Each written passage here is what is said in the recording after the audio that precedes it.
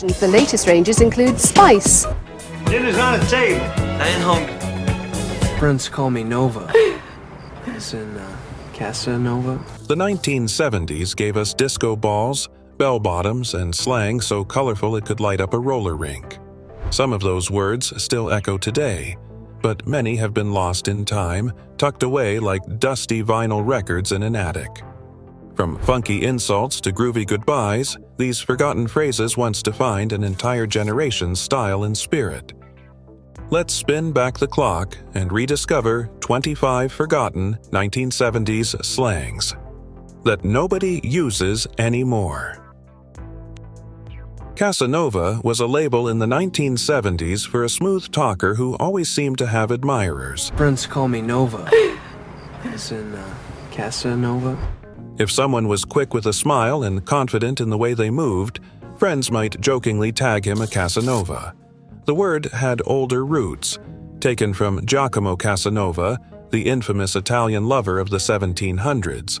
But in the 70s, it showed up often in movies, music, and casual teasing. Depending on the tone, it could be a compliment for charm or a jab at someone who treated romance like a game. By the 1980s, though, the term was starting to feel a little old-fashioned. While people today still recognize it, calling someone a Casanova has the retro ring of a phrase left behind with disco nights and bell-bottom jeans. But just as Casanova lingered with a touch of old-school charm, the next slang slipped in with a far quirkier twist and vanished just as quickly. But just as Casanova lingered with a touch of old-school charm, could another slang term have slipped in with an even quirkier twist and vanished just as quickly? "I got a skitty" was one of the stranger farewell phrases floating around in the 1970s. It meant someone had to leave in a hurry, similar to saying, "I gotta run." The word skitty gave it a playful, almost silly ring, which made the phrase more amusing than serious. That lighthearted sound probably worked against it. People didn't use it in moments of real urgency, and it never carried the punch of stronger exits like, "I'm outta here." For that reason, it never broke into mainstream slang the way other 70s expressions did. By the end of the decade, it had already slipped away, remembered only faintly by those who joked about how odd it sounded.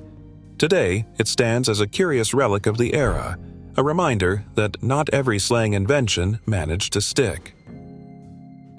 "Keep on steppin'" was a sharp little phrase in the 1970s that meant get lost or move along.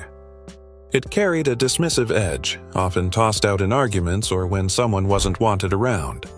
While some people tried to spin it as encouragement, like keep going, most heard it as a brush-off. Teens in particular used it when they wanted to sound tough, though adults sometimes borrowed it in a clumsy attempt to connect with younger crowds. Unlike the upbeat "keep on truckin'," which spread widely through posters, music, and pop culture, "keep on steppin'" never really took on a positive shine. By the 1980s, it already felt dated and unfriendly, and people stopped using it in everyday talk. Today, it lingers only faintly in memory, a relic of the harsher side of 70s slang. Pad was the go-to 1970s word for a home or apartment, especially among young people. Saying you were hanging at the pad meant a laid-back night in, spinning records, lounging on the couch, maybe sharing a six-pack with friends. It gave an ordinary house or apartment a cooler edge, a private zone where rules were looser and time felt slower. Teens and 20-somethings often paired it with relaxed terms like taking it easy or hanging out, and the whole phrase painted a picture of low-key fun without much structure. While pad once sounded hip, by the 1980s it was already fading out, replaced by plainer words like place or crib. Today, it feels retro, a warm throwback to simpler hangs in the 70s. So if pad captured where people kicked back, what about the word that defined who they were spending all that time with? So if pad captured where people kicked back, what about the phrase that defined who they were spending all the time with? Going around was a 1970s way of saying two people were dating, especially among teenagers. If classmates whispered that a couple was going around, it meant they were spending steady time together, riding in cars after school, showing up at dances, and making it clear they were a pair. The phrase carried a softer weight than "in love," more like a promise of exclusivity without big declarations. It was part of the quiet dating code of the era, when friends knew who belonged with whom just by the words. The expression had been around since earlier decades, but by the 1970s it was still common in youth talk. By the 1980s, though, it was fading, replaced by going out or simply dating. Today, it sounds quaint and old-fashioned, a throwback to when relationships had simpler labels. Flower power was a slogan that carried over into the 1970s from the protest movements of the late 60s. It symbolized nonviolent resistance to war and a belief that peace, love, and compassion could speak louder than force. Protesters handed out flowers at rallies, wore colorful clothes, and sang songs that became anthems for gentler change. By the early 70s, the phrase was still widely recognized, but it was already starting to feel like a relic of the hippie era. Mainstream America often saw it as a cliché, while younger crowds moved toward new slang and new causes. Still, in its moment, flower power gave an unforgettable image of resistance through kindness. Today, it feels more like a nostalgic echo, a bright reminder of the era when even a daisy could be a symbol of protest. Off the hook first meant someone was free from blame, but by the late 1970s it picked up a new beat as slang for wild, exciting, or too good to miss. A party could be off the hook, a new song could be off the hook, even a joke that landed just right. The phrase spread wider in the 80s and 90s, carried by music and youth culture, but its roots were already planted in the decade before. It was a way to mark moments that rose above the ordinary, sometimes with awe, sometimes with a wink. Today, it sounds retro, but in the right ear, it still rings as high praise. In the 1970s, giving someone the hairy eyeball meant shooting them a cold or suspicious look. The phrase had been around since the 1920s, but it lingered into the 70s, especially in casual speech and pop culture. Parents used it on kids, teachers on students, and friends on each other when words weren't needed. The look carried sharp disapproval, the kind that could stop someone in their tracks. By the 1980s and 90s, the term faded as dirty look and stink eye became more common. Today, it sounds dated, but it captures a time when even a hostile glance had its own slangy label. If hairy eyeball was the look of disapproval, what phrase combined hippie ideals with decades' health food craze for the ultimate wholesome farewell? In the 1970s, some goodbyes came with a health food twist: peace, love, and granola. The phrase blended hippie ideals with the decades' growing natural food craze when health shops and back-to-nature lifestyles were booming. It carried a lighthearted wish for harmony and wellness, plus a wink at the wholesome snack that symbolized clean living. Unlike peace and love, though, this version never caught on widely. Teens often found it awkward or mocked it as adults trying too hard to sound hip. By the late 70s, it had already faded, leaving behind a quirky reminder of when even farewells got tied to the health food movement. In the 1970s, shaggin' wagon was slang for a customized van with shag carpeting, cushions, or even a bed, a rolling symbol of freedom and teenage rebellion. These vans were part of a wider custom van craze, often painted with murals and decked out with sound systems. To teens, they promised privacy and adventure. To parents, they carried a reputation for sex, mischief, and trouble. Songs and jokes hinted at them, making the phrase both playful and scandalous. By the 1980s, the van trend gave way to family-friendly minivans, and the slang quickly faded. Today, shaggin' wagon survives mostly as a tongue-in-cheek throwback to the bold style and restless spirit of the 70s. In 1970s slang, threads meant clothes. The latest ranges include spice, pastels, and a new look in black and white. Especially sharp or stylish ones worth showing off. The word had older roots in jazz-era slang of the 1920s, But by the 70s, it was firmly part of youth talk, used from high school hallways to disco dance floors. Scoring new threads meant more than just shopping. It was about identity, status, and the thrill of turning heads. Bold prints, flared pants, and bright colors fit the decade's taste, and the slang gave fashion a casual, streetwise edge.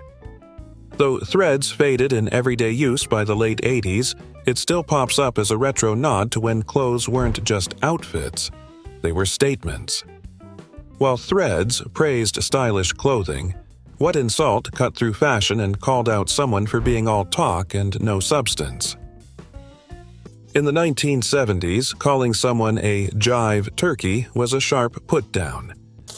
Dinner's on the table. I ain't hungry. Hey, just because you're kicking in for food don't mean you don't... It came out of African American slang, where jive meant fake talk or phony style. A jive turkey was someone unreliable, cowardly, or trying too hard to act cool.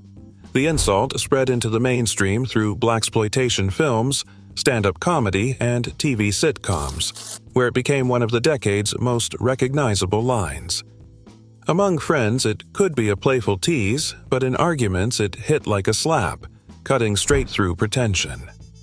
By the mid-1980s, the phrase sounded dated, and today it survives mostly as a retro punchline, a throwback to when a single jab could dismiss someone as all talk and no substance.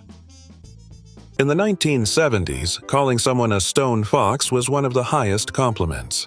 Fox had already meant an attractive woman since the 1940s, and by the 60s and 70s, adding stone, slang for absolute, made it stronger. A stone fox wasn't just pretty. Hold this for me, will you? And what do you mean, weather report? She was striking, stylish, and a little out of reach. The phrase showed up in casual talk, music, and pop culture, giving admiration a cool, confident edge. Mostly used for women, it carried both praise and a sense of mystery. By the 1980s, it faded as terms like babe and hottie took over. Today, it survives as a retro throwback to the flirtatious slang of the disco decade. Boogie began with boogie-woogie blues in the 1920s.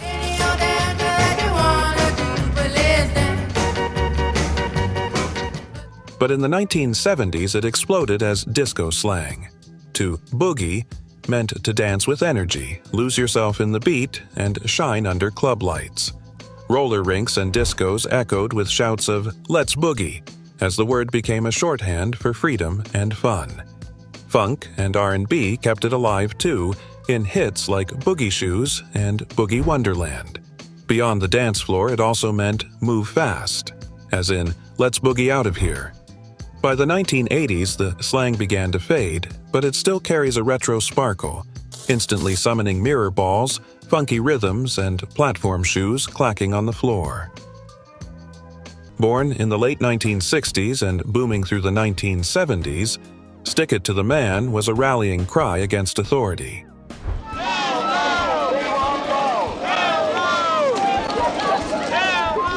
The man meant anyone in power, government, bosses, cops, or strict parents, and to stick it was to resist, rebel, or refuse to bow down.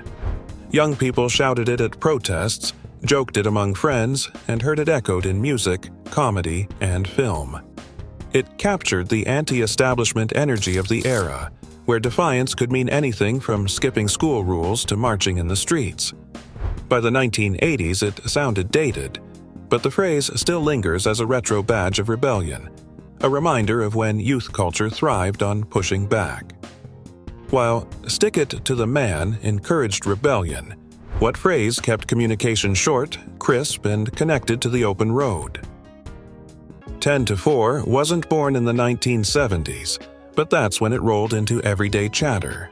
The phrase came from the 10 codes first developed by the Illinois State Police in 1937 to make radio messages shorter and clearer. 10 to 4 meant simply acknowledged or message received. Long-haul truck drivers later made it their own through CB radios, adding friendly spins like 10-4, good buddy.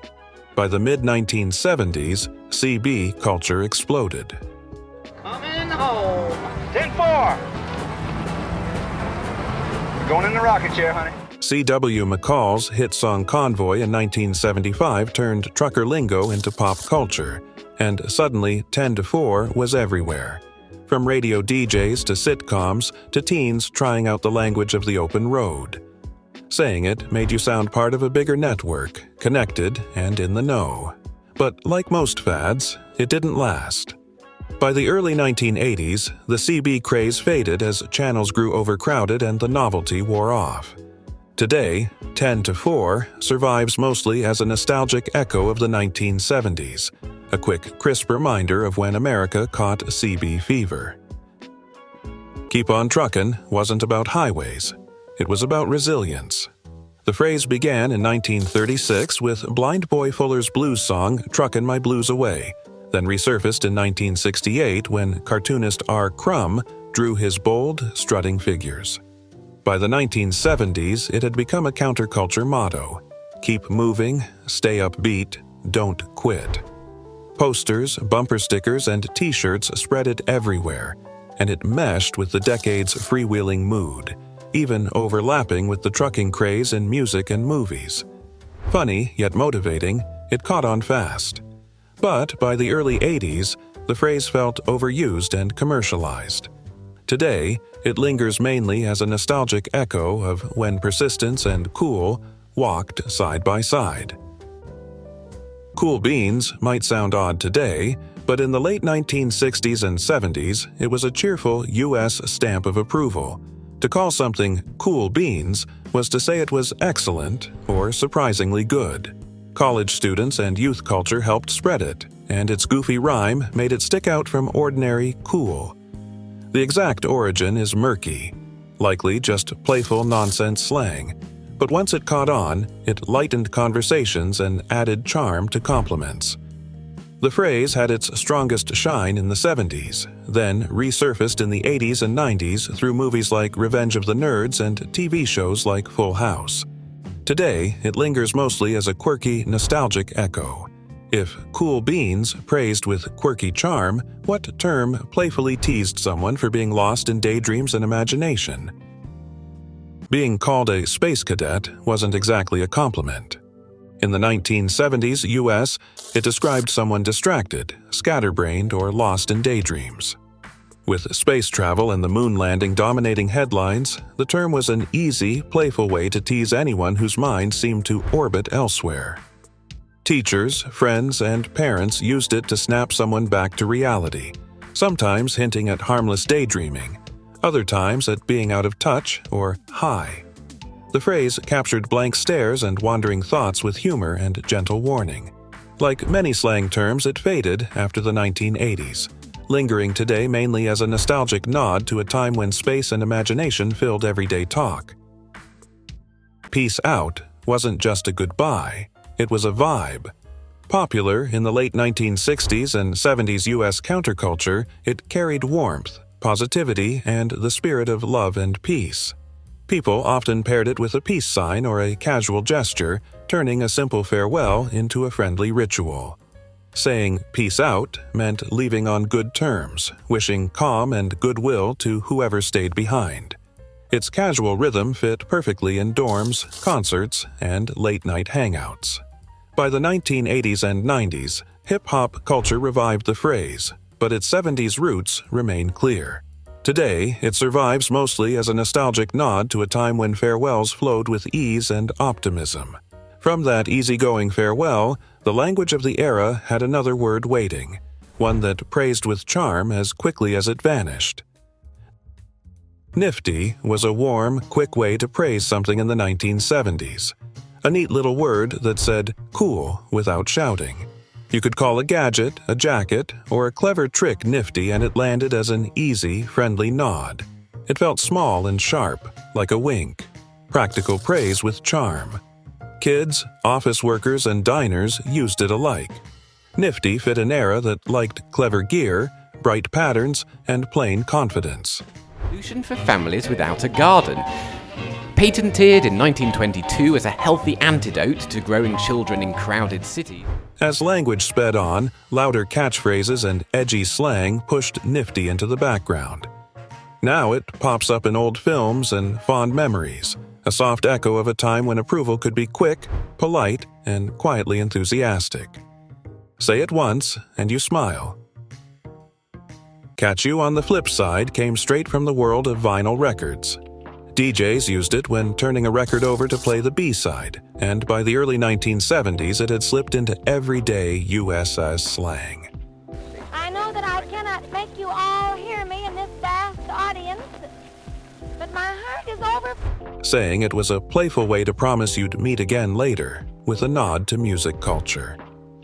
The phrase fit perfectly at house parties, roller rinks, and anywhere records spun, giving goodbyes rhythm, charm, and a casual, cool vibe.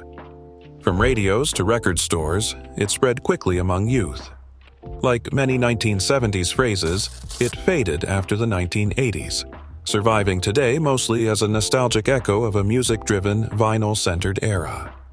If Catch You on the Flip Side promised future meetings, what label defined someone as hopelessly uncool and out of touch with the times? Nobody wanted to be called a square in the 1970s. The term, which originated in 1940s-50s jazz slang, labeled someone as boring, uptight, or out of touch with changing trends. Youth culture was fast-moving, and refusing disco, avoiding protests, or sticking to strict rules could earn the label. Music, comedy, and fashion ads often used it to mock the unadventurous, drawing a clear line between the hip crowd and those stuck in the past. By the 1970s, square was still widely understood, though newer slang like cool and far out was taking over. Today, it survives mostly as a nostalgic nod to a time when being uncool was socially risky. Few words scream 1970s like groovy. Born in the jazz scene decades earlier, it exploded during the 60s and reached its height in the 70s.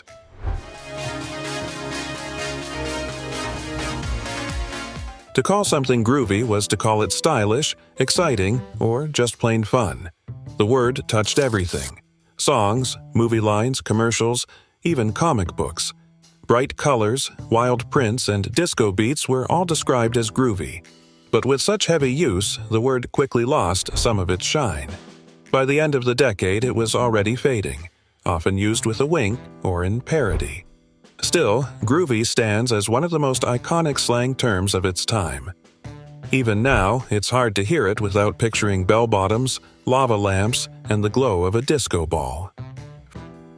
Freaky deaky was a fun, rhyming phrase used in the 1970s US to describe something unusual, odd, or offbeat, sometimes with a playful or risque twist. Weirdest things happen to me, Elvira, Mistress of the Dark. I mean, here I am, stocking up for Halloween. I got my steak, got my ribs. Its rhyme made it catchy, bouncing off the tongue and softening the idea of being freaky with humor rather than insult. Friends used it for strange clothes, quirky behavior, or anything outside the norm.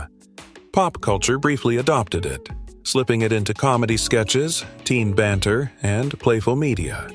Its cartoonish sound made it memorable but hard to take seriously, which kept it from lasting. By the late 1970s, freaky deaky had mostly faded, surviving today as a nostalgic, playful echo of a quirky era.